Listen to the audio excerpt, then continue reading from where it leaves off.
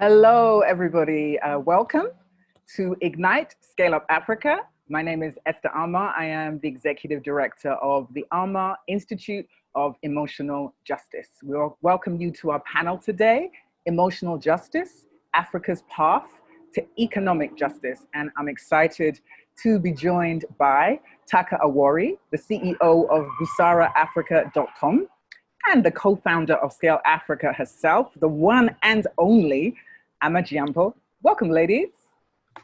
Hi, Esther. Good to see you. Hello, Esther. Happy to be here. Wonderful. So we come to you from across the continent of Africa, having lived and worked there in the United Kingdom as well as the US. So we mix Africa and the diaspora according to the vision of Scale Up Africa. And before we jump into the meat of this panel, I want to start off by inviting Armah to just break down for us the importance of Scale Up Africa, what it seeks to do, and why it matters that we engage both the continent and the diaspora in this notion of scaling up. Thank you so much, Esther. We're so pleased that you're on board, and you as well, Taaka. So both of you, thank you so much for supporting our movement and our cause. I mean, Scale Up Africa really is all about improving the quality of our entrepreneurs and the entrepreneurial ecosystem. Esther talks a lot about how we are crippled by trauma and our past and our legacy, and how we may revisit some of those things, the soft skills and mindset issues that hold us back from really understanding what business and commerce means in the international scene. SMEs are often looked upon as charity cases. Obviously, most of them fail before the first 2 years of operation.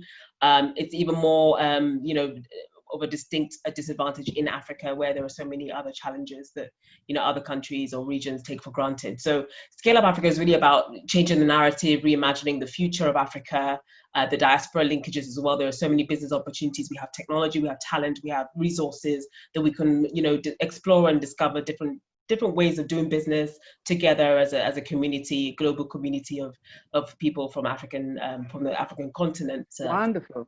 Yeah, thank you. Wonderful. Powerful and most definitely necessary. You spoke specifically about the work that my institute does, the Armah Institute of Emotional Justice. Specifically, we provide emotionality education in the context of race, gender, and culture, because what we understand, what we know from the research, from the data, is that we are dealing with a legacy of untreated trauma, and that shapes our relationship to ourselves, to each other. It shapes how we lead, how we learn, how we work, and how we build. And so I want to engage you both in a conversation about exploring how to move from standing still, to scaling up, how to engage emotional justice in order that we can walk towards the kind of economic justice that allows us to build the kind of economy that recognizes how we live as a people and as a nation, as opposed to an economy that really feels more like a relic from a colonized past that is still too much in the present. And so Taaka, I want to start with you, because you have this extraordinary phrase. You talk about the importance of tuned in leadership and how that is a necessary engagement for us as a people in order to move forward. I wonder if you could break down for us what that is, why it matters, and what stops us from moving into that specific space. Wonderful. Thank you, Esther. And it's just to say, I'm so excited about this coming together of minds around how do we respond to what African entrepreneurs need, how do we ensure their growth and scaling up. But I love what you're bringing to this conversation, this critical attention to our emotions, as you call it, the emotionality of it.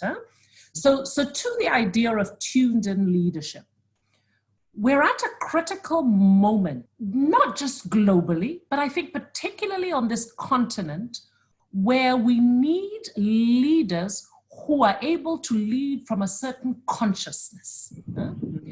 Right now, in the face of great uncertainty, where there are clearly no playbooks explaining this is how you navigate post-COVID, this is how you ensure your business grows post-COVID, this is how you can reimagine new economies post-COVID. When there are no playbooks, it means leaders have to tune in to something different. And this is where I love your whole conversation about unhealed trauma.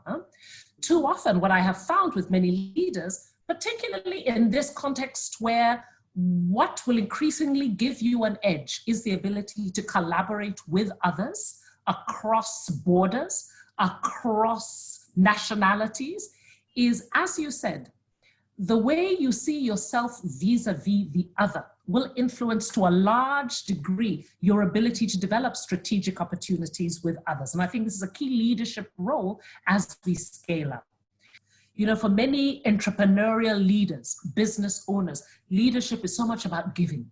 Leadership is so much about doing for others, making a difference. And yet, what increasingly we're finding is that leaders who are tuned in and fill their own cups, who are addressing the empty cups that sometimes they're leading from, leaders who are full are therefore able to give that type of leadership that's so required at this moment. So what is so powerful about that for me is that one of the specific areas that needs confronting, that we need to grapple with, is I think that we build economies externally, and we are not recognizing how much the economy that we create, even though we have this narrative that says the way our economy thrives and functions is rooted primarily in entrepreneurs. But we don't then create an economy that allows entrepreneurs to thrive. We have this extraordinary wealth of talent and innovation on this continent. And we are dealing with that on the one hand. That's one truth. We have a truth of a political leadership that is very rooted in pre-independence style leadership on the one hand, but has a narrative of innovation and including women and bringing the youth to the table. That's the other truth. And then the other truth is having this economy that caters to multinationals and what multinationals need and how they work. And then you have the other truth, which is organizations like Armah Jiampo's ScaleUp Africa, and the importance of building structures that can serve the economy. And that's how I see ScaleUp Africa. You are literally constructing what is necessary to transform the economy. When we think about that notion of transformation, I wonder if you could both speak to how does tuned in leadership transform the kind of economy that we can build? That's to you, Taaka. And then Armah, talk a bit about why the challenge that you've seen in your entrepreneurial work with how people stand still when it really is time to scale up, and the gap between those two spaces. We'll start with you, Taaka, and then we'll go to you, Armah. Often, to me, when I look at an economy at a macro level, it is a reflection of the values of a people. It's a reflection, to me, of who is valued and who is not valued. It is a reflection of what is valued and what is not valued. And it is a reflection of leadership's mindsets in that respect. So to me, transforming an economy to recognize or to adopt a much more holistic reflection of who we are as a people first starts with leadership mindset.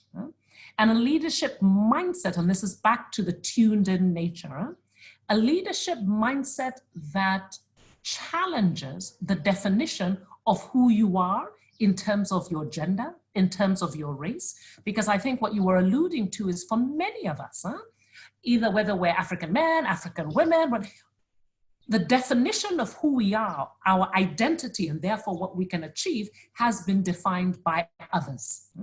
And a lot of what happens when you tune in is you start to do the inner work around questioning who has defined whether my dream is small or big? Who has defined whether I'm micro or macro? Who has defined whether my market should be purely African or it should be global? Who has defined how I am defined? But that comes with the time to pause, reflect, and ask difficult questions about who is defining the rules of the game? And am I willing in my mindset to start to think differently? And I think this is what you're both offering to this conversation. Powerful. I'm gonna talk a bit about that, the idea of transforming from standing still or moving in that same circle to what it means and looks like to scale up, what kind of transformation is required, and the stumbling blocks in moving from one space to the other. Thank you so much, Esther. It's a great conversation, and I love this concept of leadership that Taaka has so aptly branded. I think there's a lot of, unfortunately, copycatting. Everyone's looking at Silicon Valley, everyone's looking outside, different models that people are implementing for entrepreneurship. Of course, we can learn from outside, but what about our internal systems?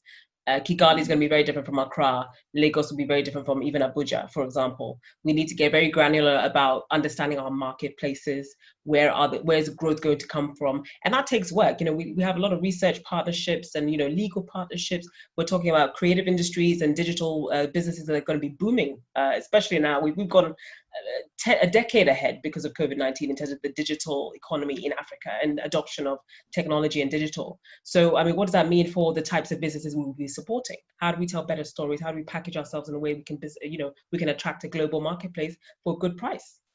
It's not about just shipping commodities anymore.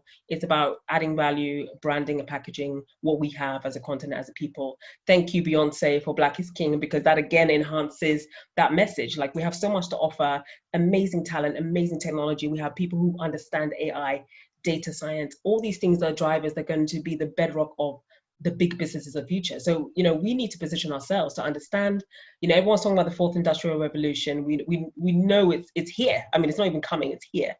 Education is another piece. We're very passionate about enterprise education.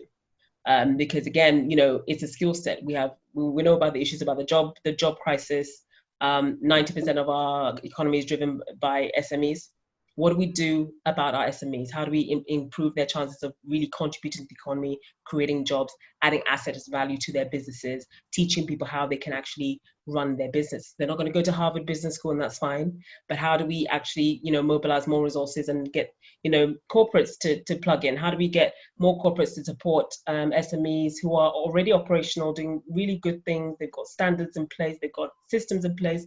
They have, people like us helping them to get more, organized for investor conversations. These are all things we need to analyze and understand and do the work. And then the last thing would be our intellectual property. We've always talked about how, you see Stella McCartney kind of rocking some Ankara print. You're thinking, how did Africa benefit from that? Or is it Malaysian? Who does the IP belong to anyway?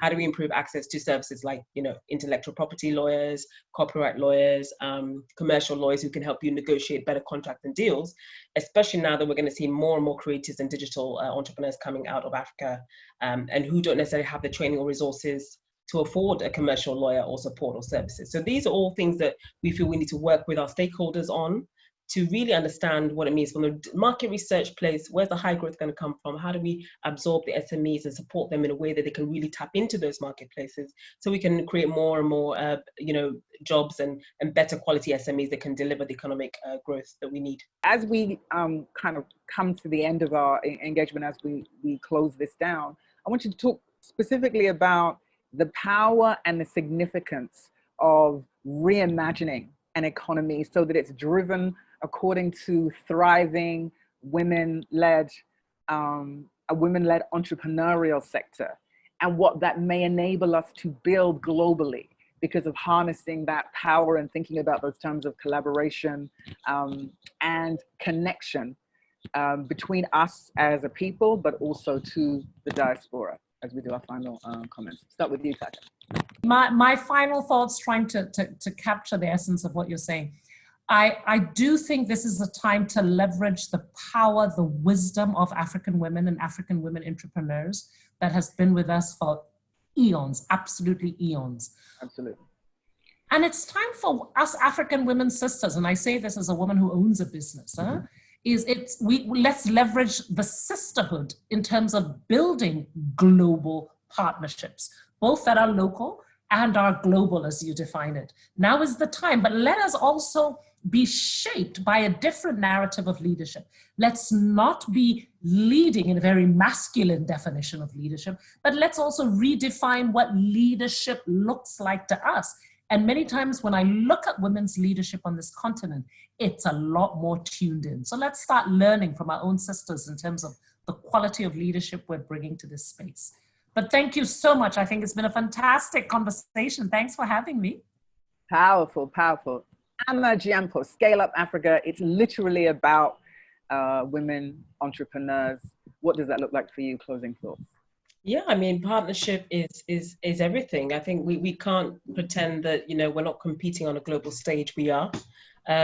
We have a lot of factors on our side. We have a global pandemic. We have mass, you know, dissatisfaction with the racial injustice that people are, you know, experiencing abroad. And this is not a new thing. It's been hundreds and hundreds of years, and we are still grappling with immense challenges. As a people, we need to recognize that we do need to work together, partner together, and understand where everyone's strengths lie, and tap into collaborations that can kind of, you know, pull you along to achieve what you need to do to compete on the global stage. So we're very passionate about collaboration. We're very passionate about telling stories of success. We're very passionate about collecting multiple facets of insights and experiences from everyone we've reached out to. We've spoken to over 300 stakeholders across the continent and internationally over the past 2 months, just to really understand how we might be able to transform the entrepreneurship landscape in Africa, and, you know, business links across the diaspora as well. So that's a call to action for everyone to join the Scale Up Nation, as we call it. It is a sisterhood. It is a partnership. You'll see a lot of women on our videos and conversations like this one, in our events, because, you know, we are very much about the women and the youth, and we mean it and we live it, and we are here to support, to mobilize resources and support that they need. So thank you so much. Armah Jiampo, co-founder of Scale Up Africa, Taaka Awori, CEO of busaraafrica.com. My name is Esther Armah. I am the executive director of the Armah Institute of Emotional Justice. Our final message clearly is that we are who we should value the most. We are the ones that we have been waiting for. And when we value not just ourselves, but the legacy of the history that we have lived, and we reimagine entrepreneurship so it looks like and walks in the spirit and the talent and the power harnessed globally, fashioned locally, then how do we not win? How do we not win? This was Emotional Justice, Africa's path to economic justice for Scale Up Africa. Thank you.